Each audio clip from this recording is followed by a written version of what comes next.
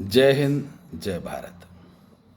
देशवासियों, आज मैं आपको एक कहानी सुनाता हूं और कहानी पसंद आए तो भारत के जन जन तक पहुंचाने का प्रयास कीजिएगा।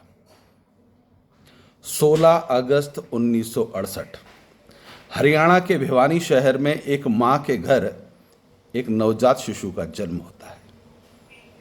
नामकरण संस्कार के दिन ब्राह्मण उस बंदे की कुंडली लिख रहा होता है।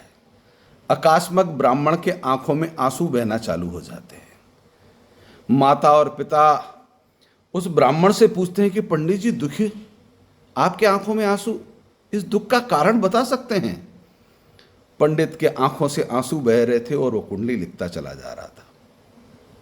कुंडली लिखते समय उस ब्राह्मण ने अंतिम जब ओम हरि लिखा, उसके बाद दोनों हाथों से उस माँ बाप की तरफ देखा और बताया कि माताजी, आपके घर में कलयुगी कालनेमी का जन्म हुआ है।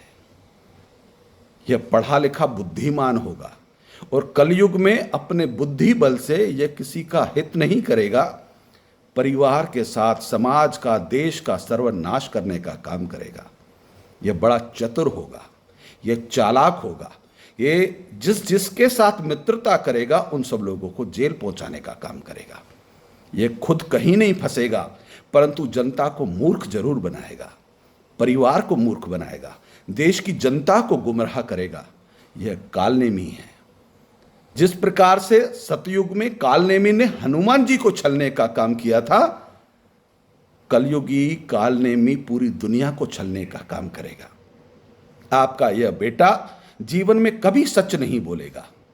आपका बेटा अपनी ही औलाद की झूठी कस्में खाएगा, अपने ही परिवार की झूठी कस्में खाएगा।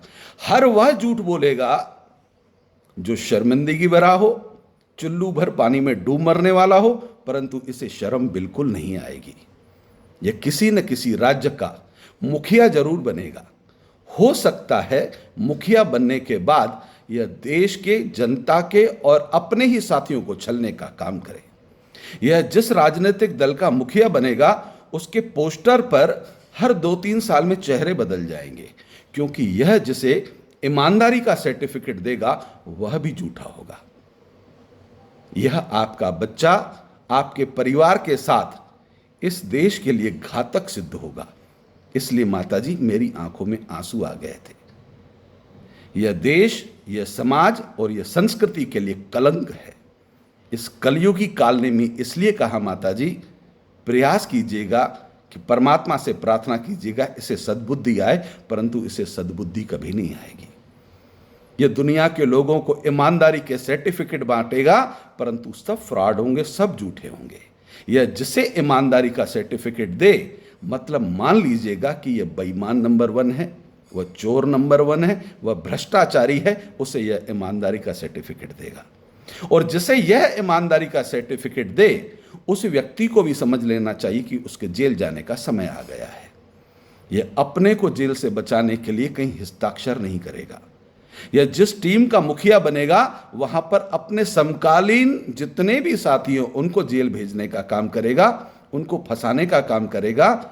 एक समय ऐसा आएगा कि भारत में सुशासन चलाने वाला एक ऋषि पुत्र, एक सात्विक संत भारत का सर्वोच्च पद पर बैठेगा, और जब वह न्याय उचित कार्रवाई प्रारंभ करेगा, तब यह आपका बेटा नीचता की हर पराकाष्ठा क्रॉस करेगा, गाली देगा, गलोच देगा, और गाली गलोच के चक्कर में यह अपनी हर सीमाएं लांघ जाएगा। उस दिन आपको शर्मिंदगी होगी कि कैसी औलाद को जन्म दे दिया।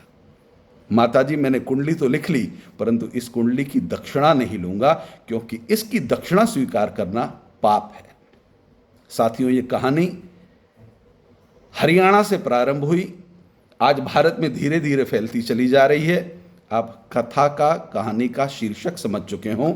अगर आप भी सहमत हैं तो इस वीडियो को जन जन तक पहुंचाइएगा, और कलयुगी कालनेमी से आप और हम किस प्रकार से सावधान रहें, सचेत रहें, क्योंकि यह जहां का मुखिया बनेगा वह जनता की मुंह पर कालिक पोतने लगेगा, और जनता इतनी भ्रमजाल में इसके फंसी होगी कि यह जनता का मुंह काला कर रहा होगा और वहां की जनता को समझ में नहीं आएगा।